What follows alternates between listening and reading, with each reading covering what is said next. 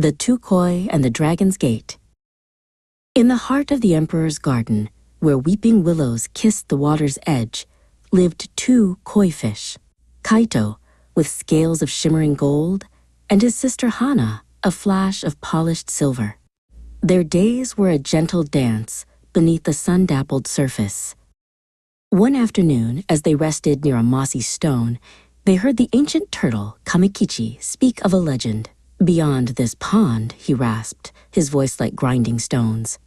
A hidden waterfall cascades. Any koi who braves its current and reaches the top shall become a mighty dragon, ruler of the skies.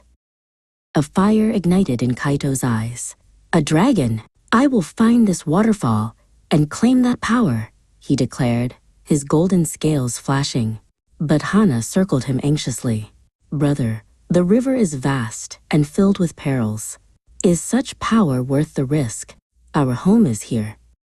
But Kaito's mind was set. Under the light of a crescent moon, the two siblings slipped through the reeds that separated their peaceful pond from the great winding river. The world beyond was a swirling mystery of dark currents and unfamiliar sounds. The river's pull was stronger than they had ever imagined. A sudden, fierce current seized them, pulling them apart. "Hana!" cried Kaito, struggling against the torrent. "Hold on," she called back, her voice thin against the roar of the water. While Kaito fought the current with brute force, Hana observed its flow. She saw a calmer path behind a line of smooth stones. "This way, brother," she urged. "Follow the stones." Trusting her, Kaito followed, and together they navigated the rapids to safety. As they rested in a quiet pool, a shadow fell over them. A great blue heron stood silently on one leg, its sharp beak poised to strike. There was no time to think. With a mighty flick of his tail, Kaito launched himself upwards, splashing water into the bird's face.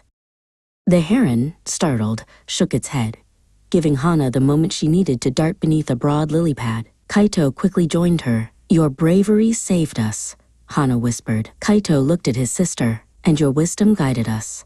I could not have done this without you." Following the river's steady climb, they finally heard it, a thunderous roar that shook the water. There it was, the hidden waterfall, a shimmering curtain of white water crashing down from a high cliff, its spray creating a permanent rainbow. It was more beautiful and terrifying than they had imagined. Kaito stared at the impossible challenge.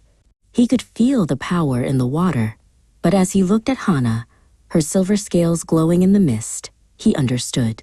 The legend was not about becoming a dragon. It was about the journey. "The greatest strength," he said, turning to his sister, "was having you by my side."